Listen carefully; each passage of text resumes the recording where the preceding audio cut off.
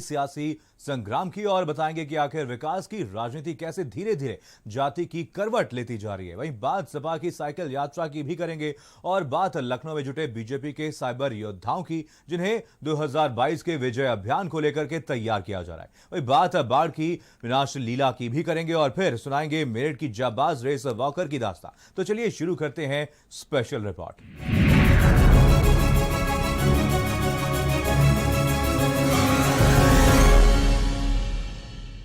UP चुनाव से पहले ही प्रदेश की सियासत विकास, उपलब्धियों और नाकामियों से ज्यादा जाति कार्ड पर निर्भर होती जा रही है। रिपोर्ट देखिए।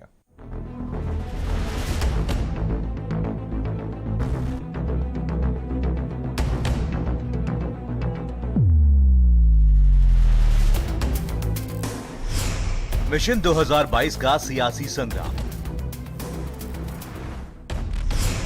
यूपी में छिड़ी जातियों पर जंग। क्या विकास पर भारी पड़ेगी जाति? कहते हैं कि सियासत का कोई मुकम्मल किरदार नहीं होता, लेकिन यूपी के वोटर भी सियासी दुनियादारों की तर्ज पर अपना चाल चरित्र बदलते रहे हैं।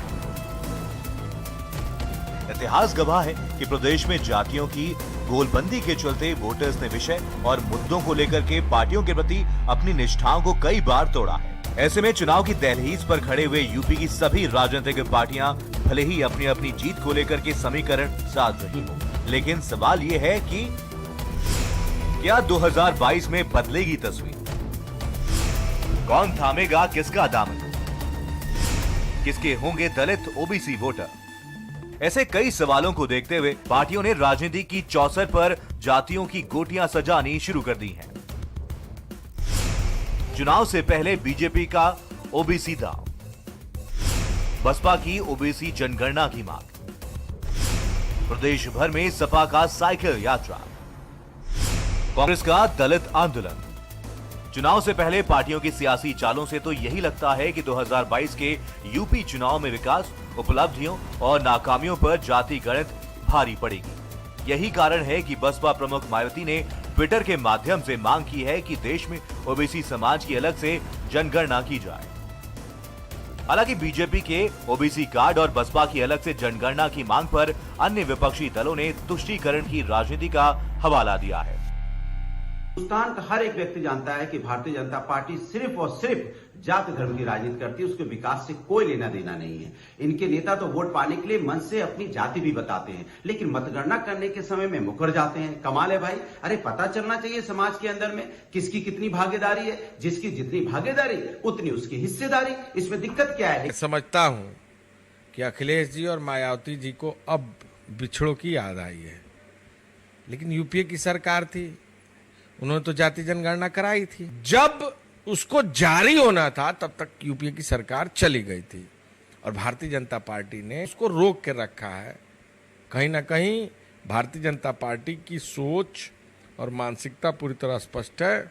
वह इस देश में जाति जनगणना खासकर पिछड़ों की आबादी को जाहिर होने नहीं देना चाहती। भारतीय जनता पार्टी सबका साथ, सबका विकास और सबका विश्वास की नीति में विश्वास करती है और उसको लागू करने का काम कर रही है। लेकिन कुछ राजनीतिक दलों के लिए जाति और जमात के पॉलिटिक्स से वो अब तक ऊपर नहीं उठ पा रहे हैं। जाति ही उनके पास एक अचूक हथियार है जिससे वो अब तक चुनाव की लड़ाई लड़ना चाहते हैं। लेकिन अब चुनाव विकास के मुद्दे पर हो रहा है।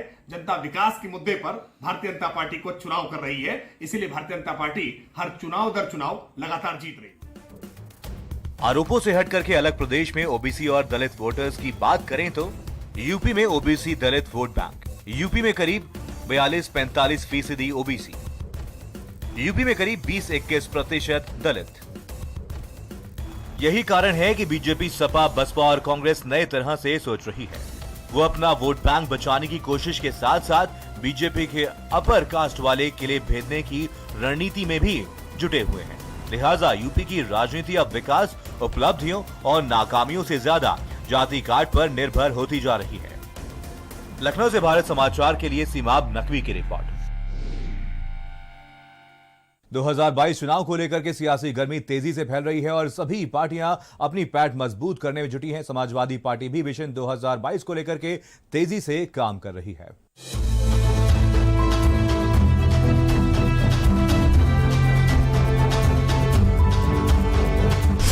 समाजवादी पार्टी का मिशन 2022, हर वर्ग को खुश करने की ख्वाहिश।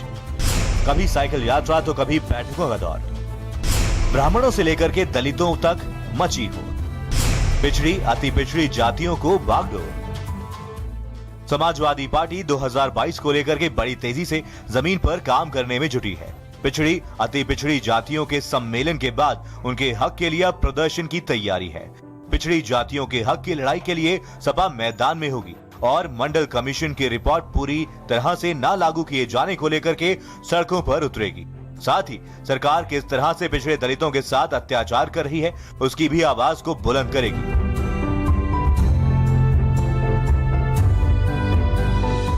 पिछड़ा वर्ग प्रकोष्ठ कल मंडल कमीशन की सभी सिफारिशें लागू करने के लिए जिला अधिकारियों के माध्यम से राष्ट्रपति को ज्ञापन देगा, क्योंकि मंडल कमीशन की अभी मात्र 2 ही सिफारिशें लागू हुई और अन्य सिफारिशें लागू करने के लिए, और जो सिफारिशें लागू हुई वो भी ठीक से अनुपालन बीजेपी शासनकाल में नहीं हो रहा है।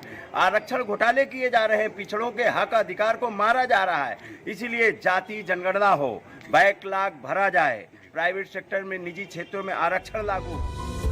सपा लगातार पिछड़े अति पिछड़े दलितों के हित के मुद्दों को गर्म कर रही है, क्योंकि बीजेपी सरकार ने जिस तरह से इस समाज के साथ वादा खिलाफी की उसकी नाराजगी का फायदा सपा उठा सके और 2022 में सरकार सपा की बन सके। उसको लेकर के सपा और उसके प्रकोष्ठ लगातार सड़कों पर पसीना बहा रहे हैं।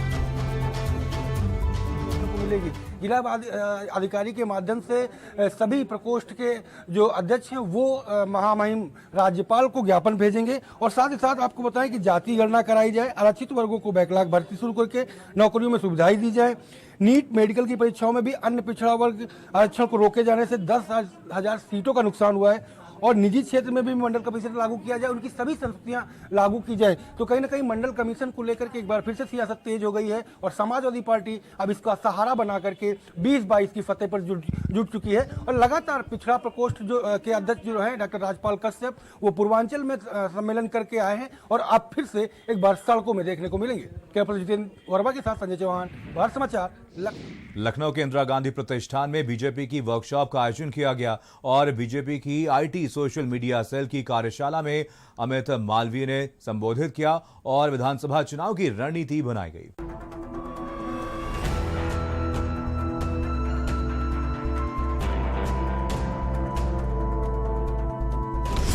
बीजेपी की मिशन 2022 की तैयारी।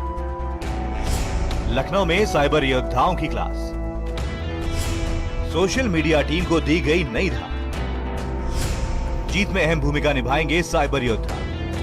2022 विधानसभा चुनाव को लेकर के बीजेपी ने तैयारी और तेज कर दी है। विपक्ष की मजबूत पैठ को देखते हुए बीजेपी जीत का कोई भी मौका नहीं खोना चाहती है और यही वजह है कि बीजेपी ने अपने सभी स्टार प्रचारकों, कार्यकर्ताओं और छोटे से छोटे योद्धा को मैदान में उतार दिया है। केंद्र से प्रदेश सरकार की किसी प्रकार कोई योजना आ रही है तो हम केवल रिट्रीट तक ही सीमित न रहें, बल्कि उसके साथ कुछ अपने शब्दों को जोड़ करके उसको और प्रभावी बनाने में अपना योगदान दे सकते हैं। समाज के एक बड़े तबके तक उसको पहुंचाने में अपना योगदान दे सकते हैं। लेकिन साथ साथ अगर कोई हम पे आरोप लगाता है कि साहब हमने बेरोजगारी की समस्या का समाधान नहीं किया, तो उनसे पूछना चाहिए ये 4 लाख नौजवानों के इंटरव्यू क्यों नहीं आप दे देते हैं आधे मिनट का। लखनऊ में बीजेपी की आईटी और सोशल मीडिया विभाग की कार्यशाला का आयोजन किया गया। चुनावी तैयारियों के तहत बीजेपी अपने हर विंग को ट्रेनिंग देकर के सशक्त करने में जुटी है ताकि विपक्ष को हर मोर्चे पर मात दी जा सके। कार्यशाला में सीएम योगी आदित्यनाथ, स्वतंत्र देव सिंह, केशव प्रसाद मौर्य, दिनेश शर्मा, सुनील बंसल मौजूद रहे। सोशल मीडिया और आईटी का सम्मेलन है ये, जिसमें कि जो नए जो लोग अभी अपॉइंट हुए हैं उनकी एक इंट्रोडक्टरी ट्रेनिंग है कि कैसे पार्टी के अंदर काम करना है, क्या हमारे प्रोसेस होंगे, तो उस प्रकार से ट्रेनिंग दे करके इनको आगे भेजा जाएगा और चुनाव की दृष्टि से ये काम करेंगे। लगभग कितने लोगों को आज यहाँ पर इन्वाइट किया? 550 लोग करीब हैं। ऑफेंसिव मोड में तो रहना ही पड़ेगा, डिफेंसिव मोड में होकर चुनाव थोड़ी लड़ा जा सकता है। बीजेपी विधानसभा चुनाव को लेकर के सोशल मीडिया टीम की रणनीति तय कर रही है। कार्टून के जरिए विपक्ष को बेनकाब किया जाएगा। बूथ लेवल तक सोशल मीडिया टीम को पहुंचाया जाएगा। बूथ स्तर तक सोशल मीडिया को मजबूत करना है और बहुत तेज़ी से इस पर काम चल रहा है। ये कहा जा रहा है कि क्रिएटिव्स के ज़रिए, मैसेजेस के ज़रिए एक तरीके से वर्चुअल वॉर है और जो वॉलंटियर्स हैं, जो वर्चुअल वॉर में जो काम करने वाले लोग हैं, जो वॉरियर्स हैं, तकरीबन 550 की ये तादाद है, उनको यहाँ पर बुलाया गया। इसमें कई नए ज्वाइनी भी हैं, नए लोग जो शामिल हुए हैं वो सब यहाँ पर रहेंगे और ये सीखेंगे कि कैसे चुनाव के समय पार्टी को मजबूत करना है, पार्टी के एजेंडे को पहुंचाना है, कैसे विपक्ष को जवाब देना है। कैमरामैन नफीस के साथ अभिषेक पांडे, भारत समाचार, लखनऊ। 41 साल बाद एक बार फिर से देश और दुनिया ने भारतीय हॉकी का दम देखा, खिलाड़ियों का जज्बा देखा। देश में खो सी गई हॉकी को जब एक बार फिर से खिलाड़ियों ने जिंदा कर दिया तो प्रधानमंत्री नरेंद्र मोदी ने भी एक ऐतिहासिक फैसला लिया। रिपोर्ट देखिए। 60 मिनट 41 साल जिंदा हूं मैं।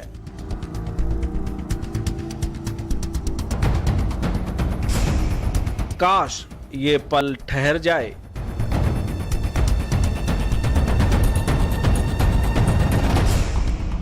इकतालीस साल बाद गौरव वाले दिन।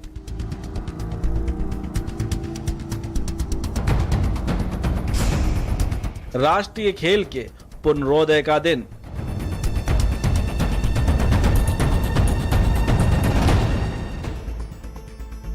उन्नीस 1980 में भारत ने मॉस्को ओलंपिक में हॉकी का गोल्ड जीता था। उसके बाद भारत की झोली खाली थी। 41 साल बाद हॉकी में भारत ने कांस्य पदक जीता है। कांसे में सोने जैसी चमक तो नहीं होती, लेकिन जिस तपस्या से टीम इंडिया ने इसे हासिल किया, उससे कांस्य पदक की चमक गोल्ड जैसी हो गई है।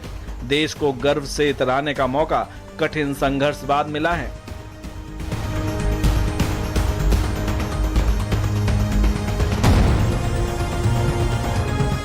प्रधानमंत्री मोदी ने महिला हॉकी टीम को फोन कर ढांढस बंधाया। नमस्ते। देखिए, आप सब लोग बहुत बढ़िया खेले हैं। आपने इतना पसीना बहाया पिछले 5-6 साल से, सब कुछ छोड़ छाड़ करके आप इसी में साधना कर रहे थे। आपका पसीना बदल नहीं ला सका, लेकिन आपका पसीना आज देश की करोड़ों बेटियों की प्रेरणा बन गया है और मैं टीम के सभी साथियों को और आपके कोच को सबको बधाई देता हूं। Thank you sir, thanks a lot. आपने इतना इनकरेज किया हमारी टीम को, so thank you so much. सालों बाद मिली इस जीत और जोश से लबरेज देशवासियों ने सोशल मीडिया पर मांग की कि खेल रत्न पुरस्कार पूर्व पीएम राजीव गांधी की बजाय मेजर ध्यानचंद जी को समर्पित किया जाए, जिसके बाद पीएम मोदी ने ट्वीट कर जानकारी देते हुए कहा कि खेल रत्न पुरस्कार हॉकी के जादूगर कहे जाने वाले मेजर ध्यानचंद के नाम पर किया जा रहा है। राजीव गांधी खेल रत्न पुरस्कार के नाम से पहले ये पुरस्कार दिया जाता था तो ठीक था, लेकिन जब ये बाबूजी के नाम से, मेजर ध्यानचंद जी के नाम से जब ये पुरस्कार दिया जाने लगेगा तो उस समय पुरस्कार लेने वाला और पुरस्कार देने वाला, देखिए, दोनों गौरवान्वित होगा। क्योंकि खेल में बाबूजी का स्थान, खेल की दुनिया में और हॉकी की दुनिया में बाबूजी का स्थान बहुत ऊंचा है, वहाँ तक पहुँचना बहुत मुश्किल है। मेजर ध्यानचंद जी के नाम का अब इस साल के राष्ट्रीय खेल दिवस के ऊपर दिया जाएगा, तो एक बहुत बड़ी उपलब्धि हमारे खेलों को हुई है, खिलाड़ियों को हुई है और सबसे बढ़कर हमारे परिवार को, और एक बात और झांसी निवासियों को हुई है कि ध्यानचंद झांसी को बिलोंग करते थे। फैसले को लेकर खिलाड़ियों और नेताओं का क्या कहना है, आप भी सुनिए। बहुत अच्छा लग रहा है क्योंकि एक स्पोर्ट्स पर्सन के नाम पे हमें अवार्ड मिलेगा, ये बहुत ही मतलब खुशी की बात है। लेकिन अगर जैसे कि पहले हमें राजीव खेल रत्न के नाम से मिल रहा था, तो अभी स्पोर्ट्स पर्सन के नाम पे हमें मिलेगा। हम स्पोर्ट्स पर्सन के नाते, हम किसी भी राजनीति का हम लोग उसमें नहीं, हमें स्पोर्ट्स पर्सन के नाते चाहते हैं कि मतलब ये जो हुआ है बहुत ही अच्छा हुआ है। इससे मुझे लगता है कि सारे इंडियन एथलीट, जितने भी एथलीट होंगे, बहुत खुश होंगे। इससे ज़्यादा ऐतिहासिक कुछ भी नहीं हो सकता। मेरा हमेशा ये मानना रहा है कि जो खेल अवार्ड है वो खिलाड़ी के नाम होने चाहिए, और मेजर ध्यानचंद से बड़े खिलाड़ी इस देश में हुए नहीं है। जिस तरीके से उनकी अचीवमेंट है इस देश के लिए, तो बहुत ऐतिहासिक है। मुझे पूरा विश्वास है पूरा देश इसका समर्थन करेगा और पूरे देश आज खुश होगा इस अवार्ड को रीनेम करने के बाद। प्रधानमंत्री जी द्वारा यह अति निंदनीय कृत्य किया गया है। एक भारत रत्न पूर्व प्रधानमंत्री जिसने देश के लिए अपनी जान न्यौछावर कर दी, उसको उसका नाम हटा के ये उनका अपमान किया है। ध्यानचंद जी के नाम से अवार्ड अवश्य हो, उनके नाम से नया अवार्ड किया जा सकता था, लेकिन प्रधानमंत्री जी ने जो कृत्य किया है इससे उनकी ईर्ष्या दर्शाता है जो उनके पति गरिमा के अनुरूप नहीं है। बहरहाल पुरस्कार और इनाम पर सियासत पहले से होती आई है।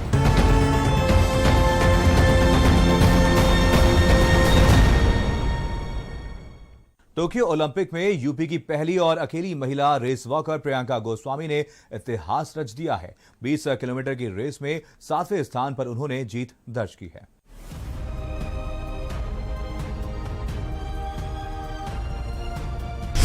प्रियंका ने नापे ओलंपिक में कदम।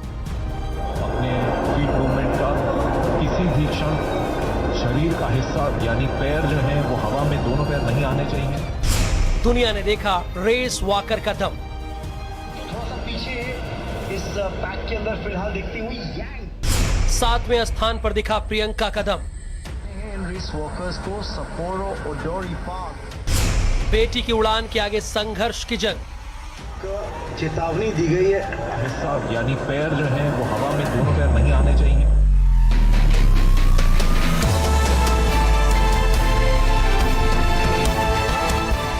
Race walker Priyanka Goswami Tokyo Olympic में पदक जीतने से थोड़ा सा पीछे रह गई, लेकिन उनकी ये मेहनत ने यूपी की बेटियों को आगे बढ़ाने का हौसला जरूर दिया।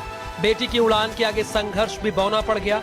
टोक्यो ओलंपिक में दुनिया के टॉप एथलीटों के साथ प्रियंका ने मुकाबला किया। शुरुआती 10 किलोमीटर में प्रियंका ने टॉप 5 में अपनी जगह बनाए रखी और 8वें राउंड में पहले स्थान पर भी पहुंची, लेकिन फाइनल राउंड में वो 7वें स्थान पर रही। उनके प्रदर्शन ने भारतीयों का दिल जीत लिया। 2011 में शुरू हुए प्रियंका के करियर का सफर ओलंपिक तक पहुंचा। कड़ी मेहनत और मजबूत इच्छा शक्ति के दम पर कदम बढ़ाने वाली प्रियंका ने इतिहास रच दिया। 2011 में स्टेट लेवल में स्वर्ण, अंडर 18 आयु वर्ग में 3 स्वर्ण, अंडर 18 आयु वर्ग में 3 रजत, अंडर 18 आयु वर्ग में 3 कांस्य।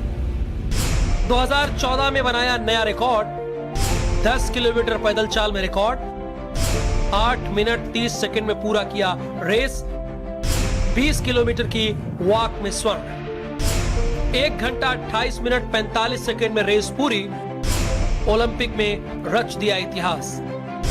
20 किलोमीटर की वॉक में 7वां स्थान। प्रियंका को अपने जीवन में 2 चीजों पर अटूट विश्वास है, अपनी जी तोड़ मेहनत और कर्मयोगी श्री कृष्ण की कृपा। इसलिए खेल से जुड़ते ही प्रियंका ने ठाकुर जी से भी नाता जोड़ लिया। बेहद कम उम्र में रेस वॉकर बनी प्रियंका ने एक बार जो चलना शुरू किया, फिर कभी पीछे मुड़कर देखा नहीं।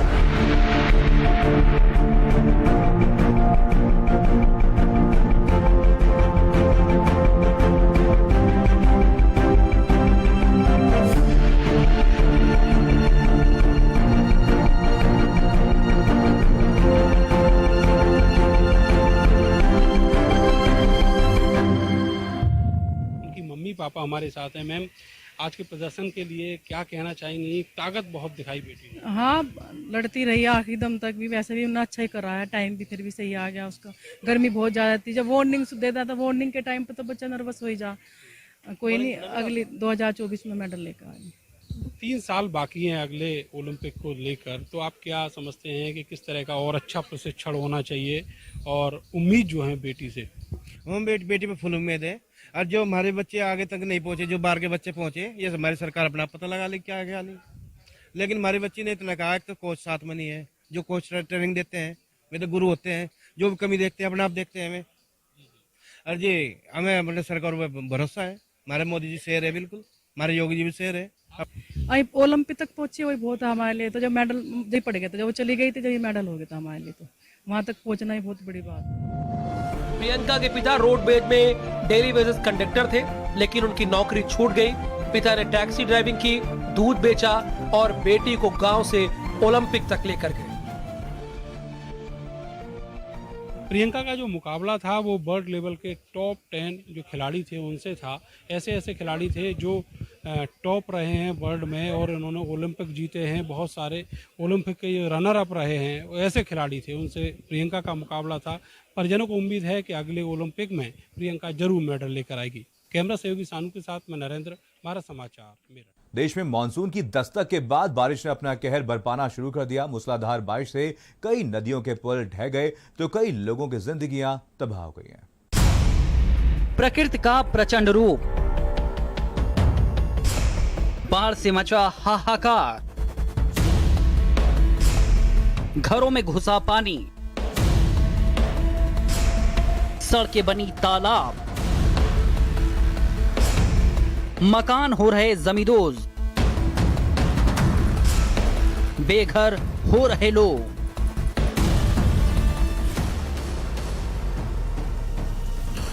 बाढ़ की ये तस्वीरें आपके रोंगटे खड़े कर देगी। पानी का ये बहाव आपको झकझोर देगा। भारी बारिश के बाद आई बाढ़ के तांडव की ये 5 तस्वीरें हम आपको दिखा रहे हैं। लोगों के घरों में पानी भर गया है। गांव शहर में कई मकान धंस गए हैं। घरों में पानी घुसने से लोग बेहाल हैं। सड़कों की हालत तालाब जैसी हो गई है।